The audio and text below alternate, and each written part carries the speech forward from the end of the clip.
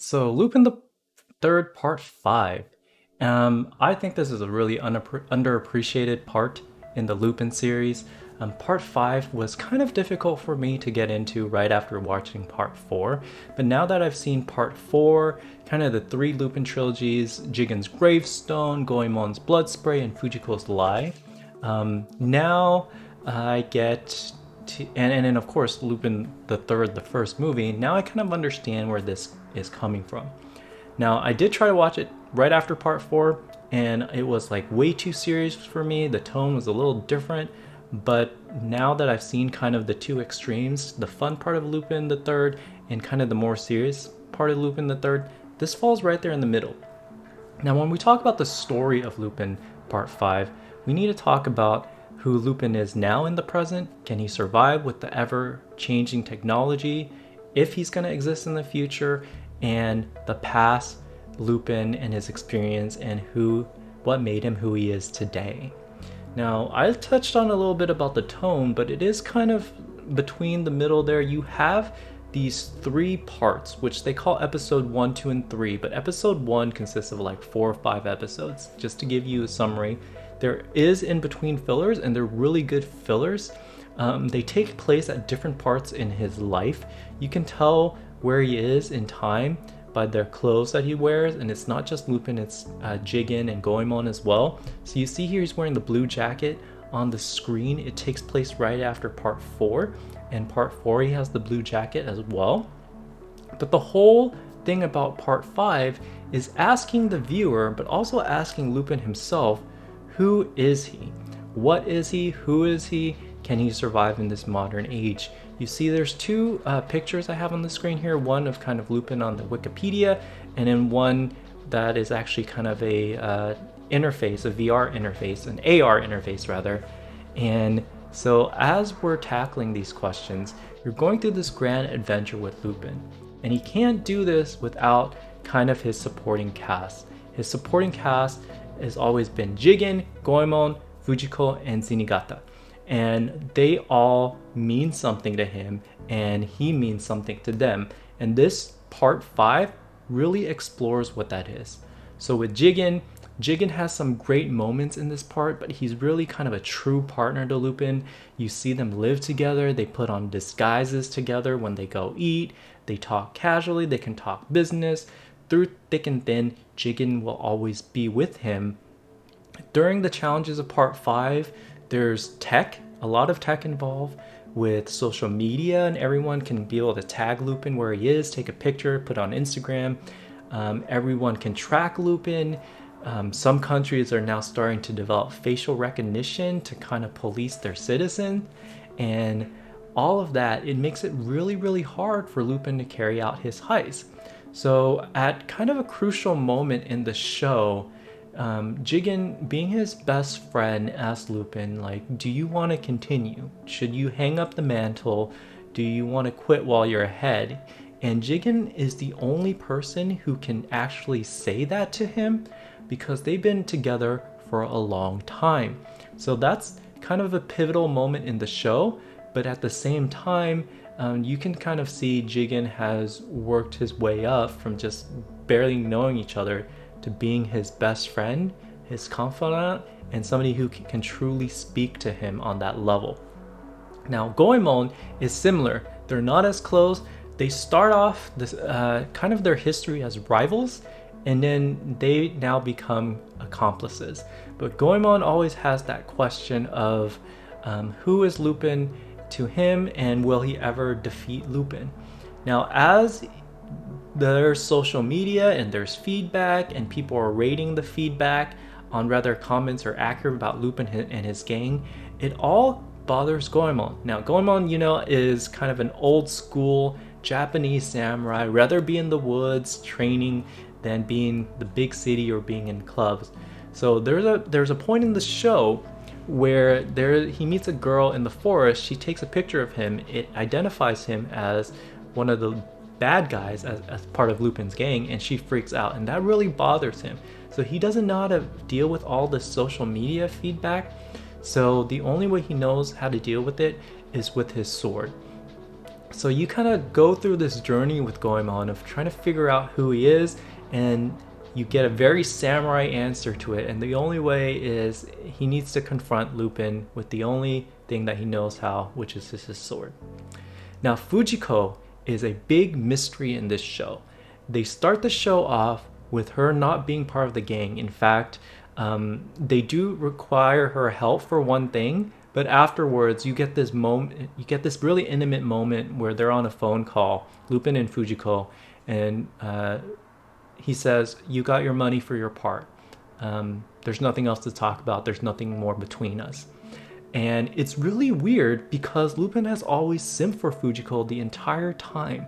And now he says it's over. There's nothing between us. And you, as you go through part 5, need to figure out why. Why that is. And the way they reveal it is not in your face. It's very, very subtle. She has kind of a dream sequence. It means something, but you don't know if that was a dream or if it was real. And she keeps asking Lupin every time they run into each other and they enter kind of a intimate moment as far as like being able to talk one-on-one. She says, and ironically, it always happens during a crisis. She always says, "What am I to you?" Right? And he doesn't answer her. So early on in the season, he does not answer her that question. He doesn't do it until kind of the end of part 5, and his answer is going to shock and wow you. And I think that is a very key defining moment, because throughout the show he calls her Fujiko-chan, and in this show he does not. So you know something serious happened between them, but you don't know what exactly. Now, Zenigata is that good friend. The one that you don't talk to as often as you should. He may not be your best friend, but he's there for Lupin. He's still going to be his righteous cop. He still wants to capture Lupin, but he wants to do it in the right way. He does worry about him, so there's a scene of him asking Fujiko when they're together, like, what happened between the two of you?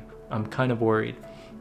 So throughout the show, he maintains his honorable cop role, but also now he's become more than that. He kind of has a respect for Lupin, and he wants him to remain dignified. So that, you know, when he catches Lupin, it's not because he strong-armed Lupin into it, but he did it the right way. Now, I want to talk about some of the side characters that are in this show, because they do impact the story in a meaningful way. Now, Ami is kind of the heroine of this show. So if you watch the Lupin series, part 4, part 5, Lupin the First, there's usually kind of a key character there where he kind of mentors, and she is the one in this show. She's a hacker who was really kidnapped as a kid, and she was going to be trafficked, but he actually saves her. Well, the bad guys, first of all, they notice she's good with tech, so they raise her to be a hacker and to run her website. So when Lupin rescues her, he makes a deal with her that she's going to help him hack some things, and then he basically steals her away from the bad guy. Now, what I want to know is, you know, throughout this show, she gets kind of special treatment from Lupin. He makes a comment that she's so good at what she does that he might recruit her as part of his gang. Now, she's in all 3 episodes. The first part, episode 1, 2, and 3 episodes, they're really like arcs. And her name is actually a significant point. Her name is Ami, and Lupin keeps calling her Ami, and it's kind of a different Japanese indentation there. And you're gonna find out why that's significant. But basically, because she's never seen the real world, she's kind of experiencing it for herself the first time. Everything she reads on the internet is not what's happening in the real world, and every feeling that she thinks she can have from books and stuff, she doesn't really get that. So you're watching her grow up in a sense and discovering that. And although it's kind of cliche, they don't overstay that cliche, right? She's still in her own right capable hacker who's very useful to Lupin in the game. In part 2, episode 2, the second arc, there's Doma. Now, Doma reminds me a lot of Petra from Fire Emblem Three Houses. She's kind of a native in her country, but she goes to this all-girls school, and she like fires a bow, and everyone's shocked because that's not what they do at a proper private girls' school. But basically, in the second part, she's kidnapped because they're setting up her to be a figurehead for this coup d'etat. And it's very interesting because the show tackles things from a modern perspective, a technology perspective.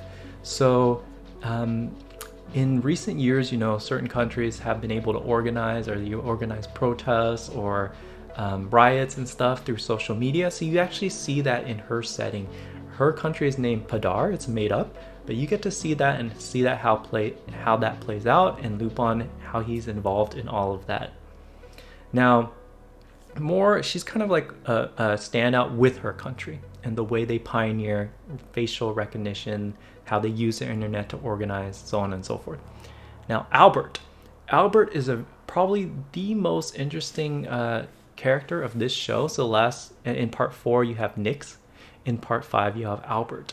So Albert is working in the Ministry of Defense equivalent in France, and he's so good at what he does, at using information and using power.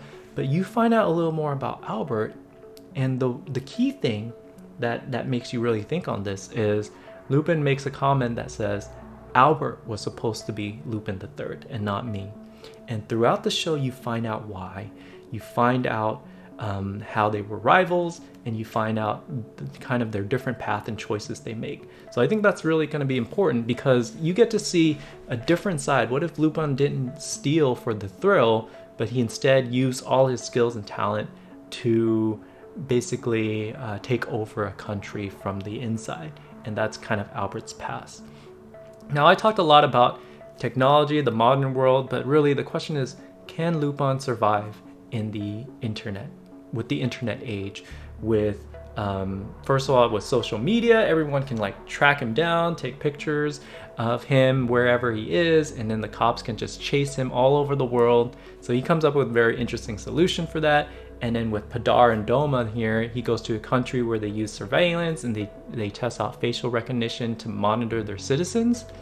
And then it all comes down to how the internet and the different apps are getting so powerful. So kind of like Facebook with Meta, that they know and they are able to rate the validity of each statement. So imagine if like you post something on Reddit and somebody rates it as true or false, like gives it an A through an E rating.